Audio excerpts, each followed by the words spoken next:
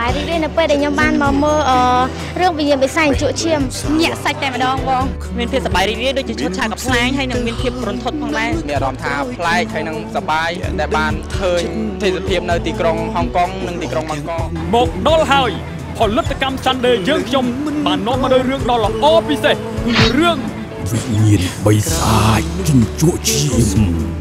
មុននឹងចាក់ផ្សាយរឿងនឹងមានការច្រៀងផ្ទាល់ជូនពីលោកខេមរៈស្រីមុននិងតារាល្បីៗប្រចាំផលិតកម្ម Sunday ផងដែរព្រោះតែសេចក្តីស្នេហាធ្វើឲ្យមនុស្សពីរនាក់ខ្លាចជាបិសាចជញ្ជក់ឈាមវិញ្ញាណតៃហោងព្រាយអសូរិកាយរឿងអនាថាទាំងអស់មកវាចូលក្នុងផ្ទះបារាណនោះហើយ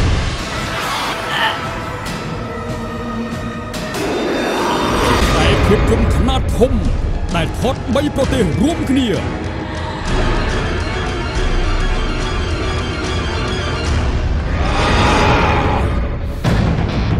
ហេតុអីក៏ឯងមិនស្ដាប់ខ្ញុំសុខចិត្តកាត់បន្ថយយកខ្លួនឯង10ឆ្នាំ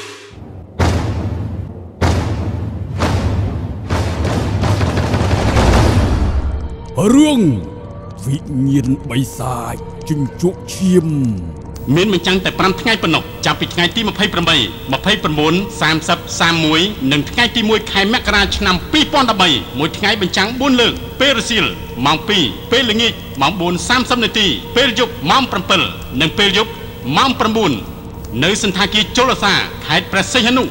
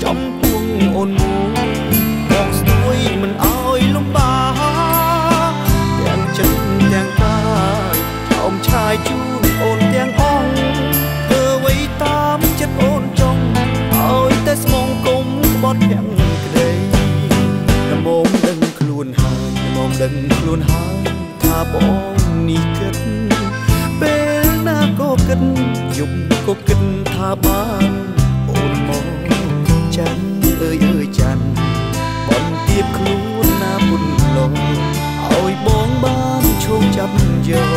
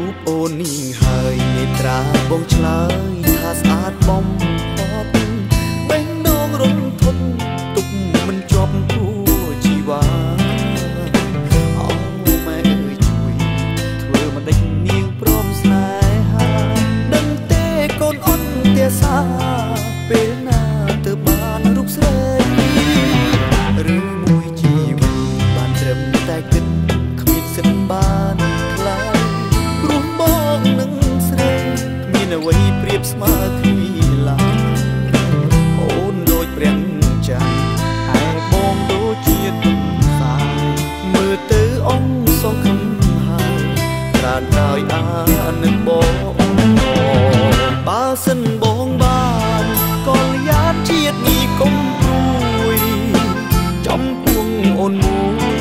បងស្ទួយមិនអោយលំបាទាំងចិត្តទាំងកាយឆោមឆាយជូនអូនទាំងអងធ្វើអ្វីតាមចិត្តអូនចង់ឲ្យតែស្មងគុំក្បត់ទាំងព្រៃមកដឹងខ្លួនហើយមកដឹងខ្លួនហើយថាបង